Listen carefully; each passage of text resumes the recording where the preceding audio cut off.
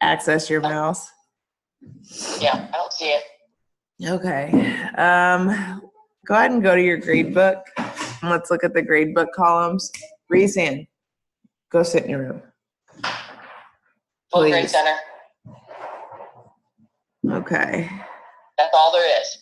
The chapter 1 He homework. entered that one yesterday, and he entered it manually. Matt did. So I got to get that out there probably. Hit the down arrow for me. Down arrow where? Next to that column. Okay. He went in though and added that. I know exactly. I mean, that didn't populate until yesterday. Okay. This did not happen with, when you copied this from the other shell, did you copy the grade columns? Did you make sure to check mark the grade columns? I'm not sure. Okay, so I always hit select everything. Okay. Should I go in there and delete all this and then, or put a stop here and then go resync it all? Or can I just do a grade column? Let's go ahead and go into your chapter homework where that chapter 1 homework is, and let's remove that. Okay. I got to go with course content because let it at the bottom because I got to break that. Oh, I'm sorry. No, I didn't. I got to break that link first, right? Yes, you got to break the link first. Put it into the chapter 1. He did. There. Okay, so it's going to probably be all the way at the bottom of this. So I'm going to go delete, right? Yep, delete, and then delete.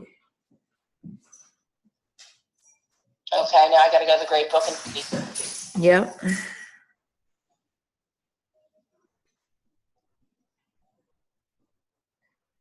And it will not delete.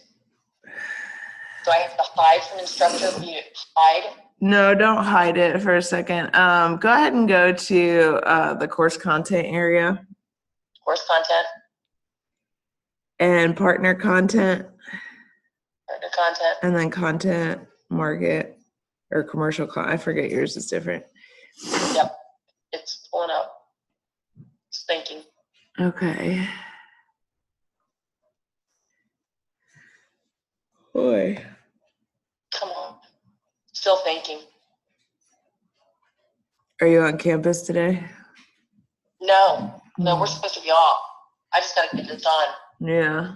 My future daughter-in-law had surgery, so I left her to come do this phone conference. Oh no, is she okay? Yeah, she'll be fine. Okay. I had to hunt for my computer. We moved Christmas Eve, so. Oh wow. Yeah, everything is everywhere. Okay, it's just sitting and spinning. Let me try it one more time.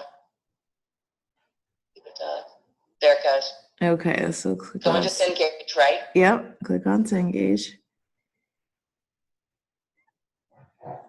Leave it on this screen for me.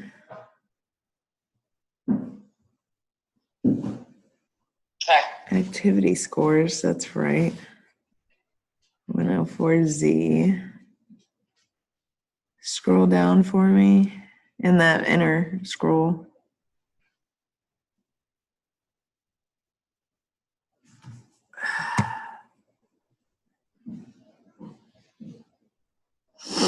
Okay.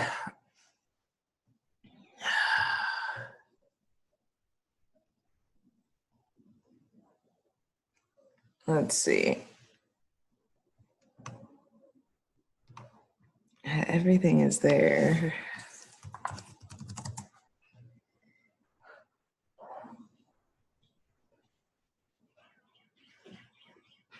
Okay. Can we go to your other course section that you copied this from? Sure. All the gradebook columns are there, right? Well, it's what you used for Terry and Candace's, so I thought they were there. Yeah, and I double checked that. I copied from there, and theirs came over fine. I think it took like 16 minutes to do Candace's course copy.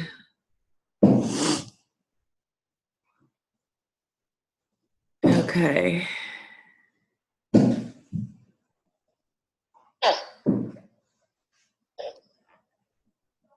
They are. Yeah, they're all there. Let's go ahead and go down to packages and utilities and do course copy.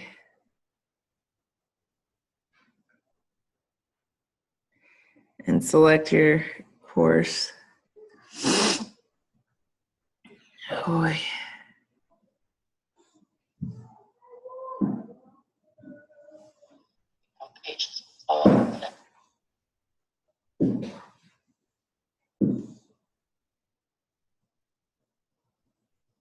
Is it the ZBS? Okay.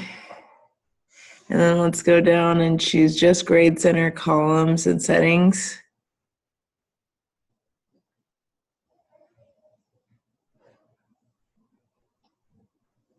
Okay, we should be able to navigate back to your other course.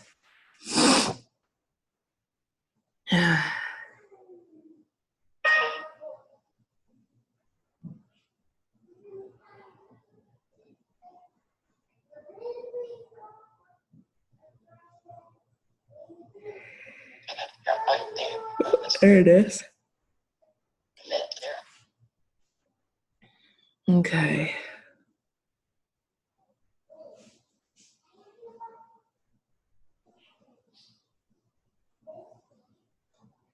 There we go.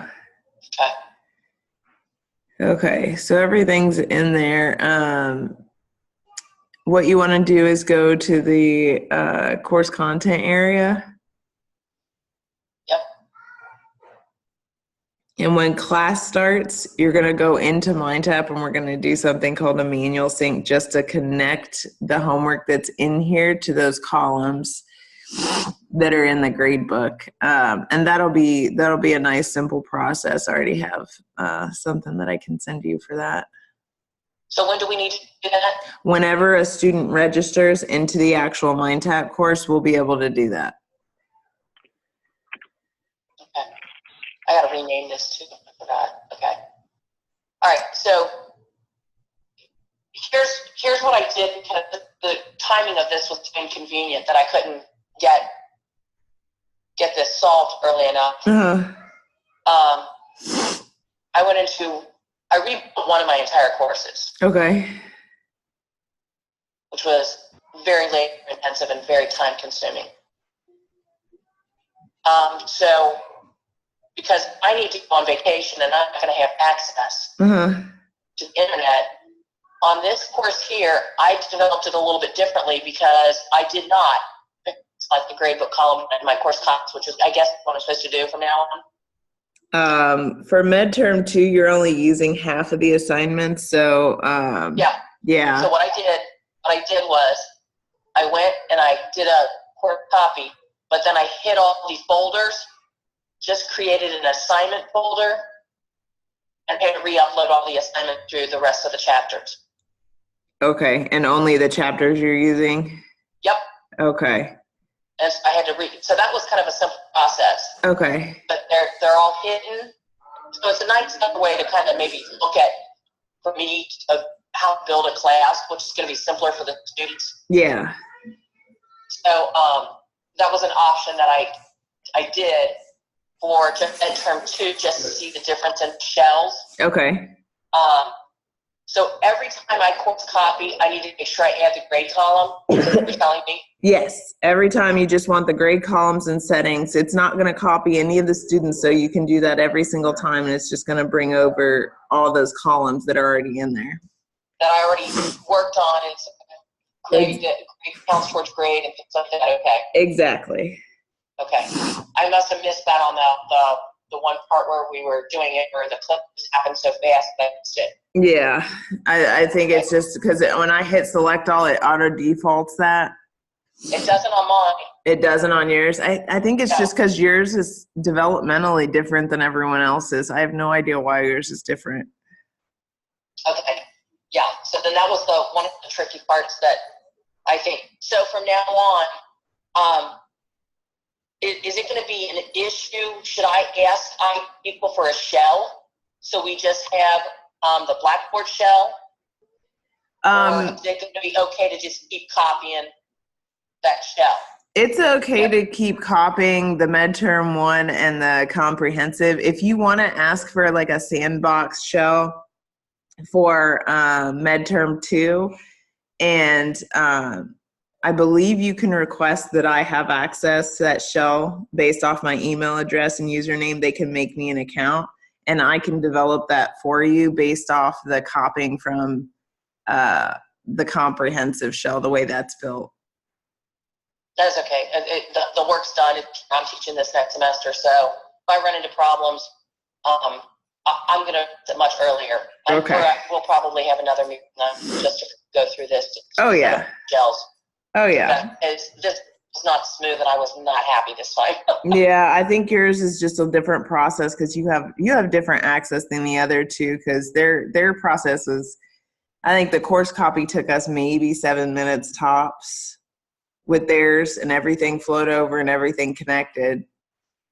Yeah. So I think your shell is a little different than theirs is, and I don't know if it's because the school gives you different types of access or what's going on. Yeah, I do different things on campus. I'm still, yeah. Yeah. So should I go in and delete all these folders and they'll be okay, or should I just keep them hidden until the course starts, just in case there's problems? Let's keep them hidden just in case there's problems, and then see how the course start goes, and then we'll figure that out together. Okay.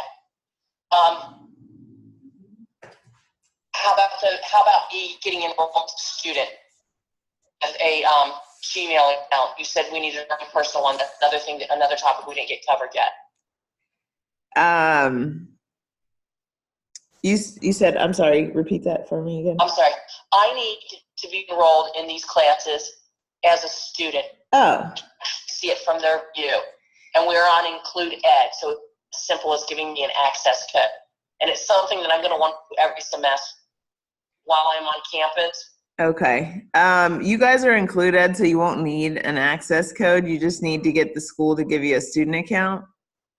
Okay. In Blackboard, and you should be able to go through the process under that student account as any other student would. Okay. Because I thought you wanted us to use our personal email account to enroll as a student. Yeah, that you would definitely need to do when you enroll as a student. Use a personal like Gmail or iCloud or whatever you want to use for your Cengage account. That's perfectly fine. And that's just by creating an account and creating a student one with like your own personal Gmail. But you shouldn't need an access code to get into the actual system.